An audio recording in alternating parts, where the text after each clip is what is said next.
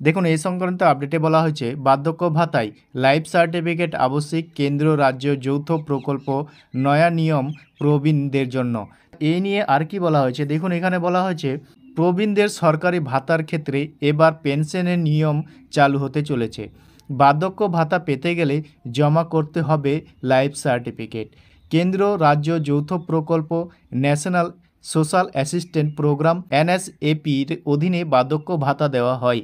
এর জন্য যত সামান্য টাকা দেয় কেন্দ্র। পশ্চিমবঙ্গের জয় বাংলা প্রকল্পের অধীনে বৃদ্ধ, বিধবা ও বিশেষভাবে সক্ষম 1 কোটিরও বেশি উপভোক্তাকে প্রতি মাসে 1000 টাকা করে দেয় ভাতা মমতা বন্দ্যোপাধ্যায়ের সরকার।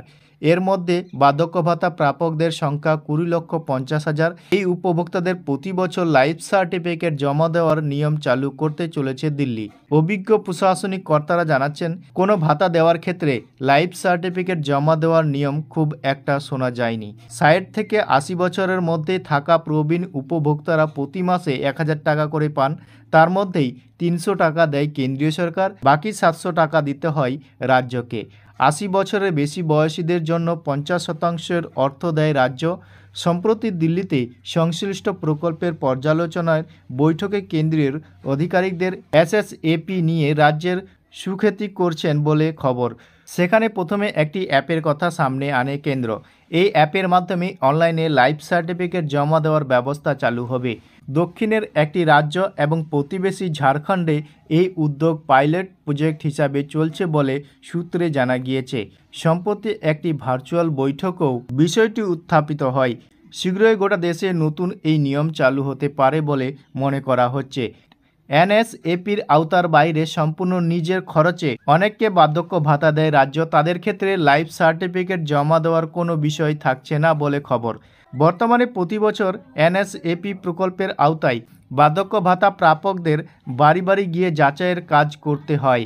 গত বছরে বাংলায় নতুন করে 1,30,000 উপভোক্তাকে এই প্রকল্পের আওতায় আনা হয়েছে। পশ্চিমবঙ্গে যাচাইয়ের কাজ ঠিকমতো করে না বলে কেন্দ্রের দাবি করলেও দেখা যাচ্ছে অন্য একাধিক রাজ্যে একজন উপভোক্তার মৃত্যুর 7-8 মাসের পরও তার ব্যাংকের অ্যাকাউন্টে মাসে মাসে বার্ধক্য ভাতা ঢোকা বন্ধ হয়নি।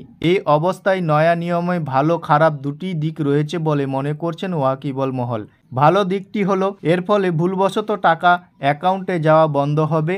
আর সমস্যা হলো 2 বছরে অনলাইনে লাইফ সার্টিফিকেট জমা দেওয়াই বয়স্কদের জন্য বেশ ঝুঁকির ব্যাপার। সেক্ষেত্রে কেন্দ্র রাজ্যকে কর্মী পাঠিয়ে প্রবীণের সাহায্য করার নির্দেশ দিতে পারে বলে মনে করছেন কেউ কেউ। তো আপনারা এখানে দেখতে পেলেন এটি একটি পাইলট প্রজেক্ট হিসাবে চলছে ঝাড়খণ্ডে। তবে লাইফ সার্টিফিকেট জমা দেওয়ার নতুন ব্যবস্থা শুরু হচ্ছে, আপনারা অনলাইনে কিন্তু এটি দিতে পারবেন।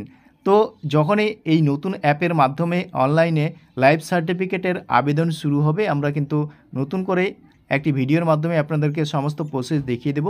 তো আমাদের চ্যানেলে নতুন হয়ে থাকলে চ্যানেলটিকে সাবস্ক্রাইব করে রাখবেন এই ধরনের নতুন নতুন ভিডিওর আপডেট পেতে।